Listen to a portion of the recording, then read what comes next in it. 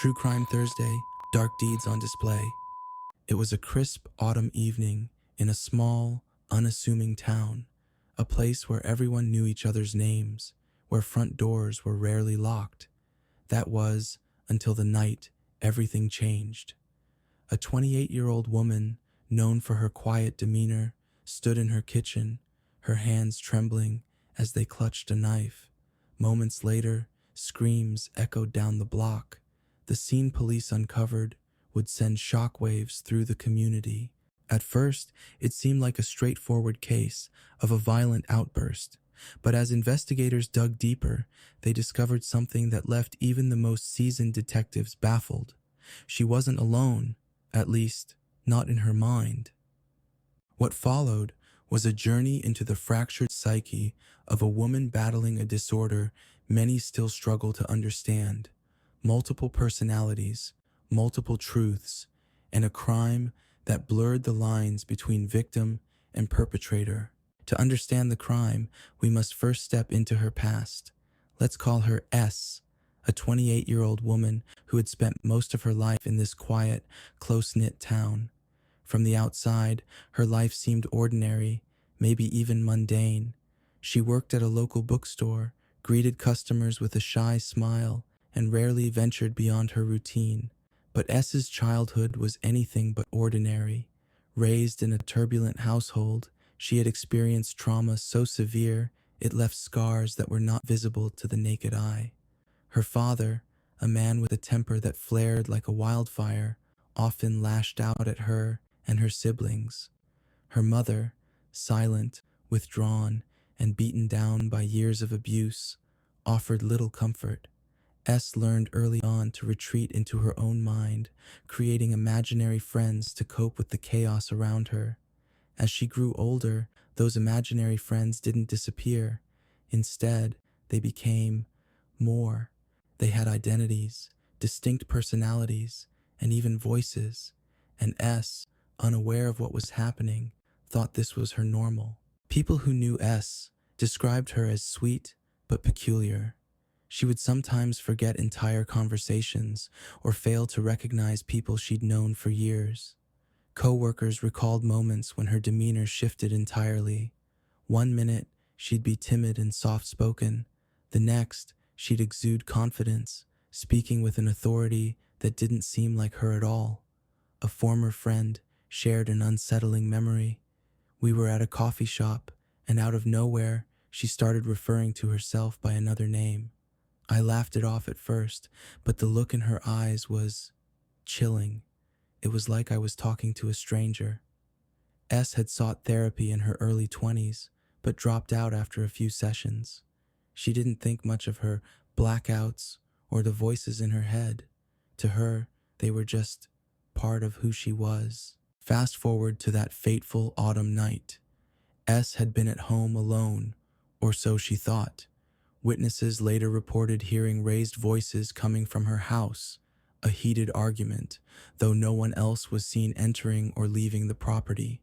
The victim, a 35-year-old man, was a neighbor who had reportedly come over to check on her. What exactly transpired between them remains a mystery. When police arrived, they found the man lying in a pool of blood in the living room. S was sitting on the floor nearby, clutching the knife, her face blank and devoid of emotion. When officers asked her what happened, her response was haunting. "I didn't do it. It was E." At first, investigators were skeptical. E was supposedly one of S's personalities, a name she had mentioned repeatedly during questioning. Detectives initially dismissed it as a ploy to evade responsibility, but as they delved deeper, they uncovered evidence that made the case far more complicated. S's journal, found in her bedroom, was filled with entries written in different handwriting styles. Each entry was signed with a different letter, E, C, J, and even one called The Shadow. Each identity had its own distinct tone and perspective, as if entirely separate individuals were documenting their lives. Psychologists were brought in to assess her mental state. They confirmed what many had suspected. S suffered from dissociative identity disorder, DID, a condition often rooted in severe trauma. Her personalities had emerged as a coping mechanism, each one taking on a role to protect her from the pain she could not face. E, it turned out, was the protector, fierce, aggressive, and unrelenting. C was the nurturer, gentle and maternal. J, the risk-taker, often pushed boundaries. And the shadow, it was the darkest of them all, embodying the anger and fear S had buried deep within. The trial was nothing short of a spectacle. The prosecution argued that S was fully aware of her actions and had concocted the DID narrative to escape accountability. They presented evidence of premeditation, a note found in her kitchen that read, "He deserves it." The handwriting, however, was not S's usual scrawl. It matched E's entries in the journal. The defense painted a different picture, one of a woman at war with herself, incapable of controlling the actions of her alter personalities. They called expert witnesses who testified about the complexities of DID. One psychologist explained, when E takes over, S is not present. To her, it's as if she's asleep and waking up to a nightmare she didn't create. The most dramatic moment came when S took the stand. Midway through her testimony, her demeanor changed entirely. She sat up straighter, her voice deeper, her gaze colder. "I did what had to be done," she said, her tone devoid of remorse. It was E speaking. After weeks of testimony and deliberation, the jury was left with an impossible decision.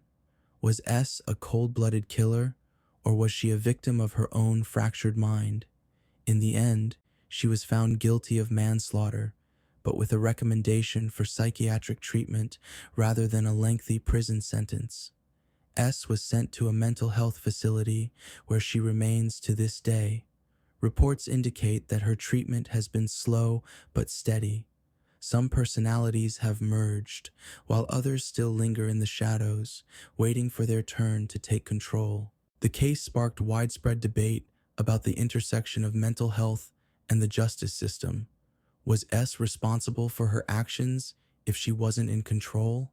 How do we hold someone accountable when their mind is fragmented into pieces that don't fit together? To this day, the town where it all happened remains divided. Some see S as a monster, others view her as a tragic figure, a victim of circumstances beyond her control.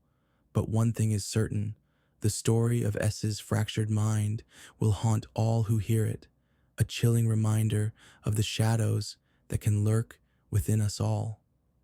What do you think? Was justice served, or was S another casualty of a system that struggles to understand the complexities of the human mind? Let us know in the comments below. And remember, the truth is never as simple as it seems.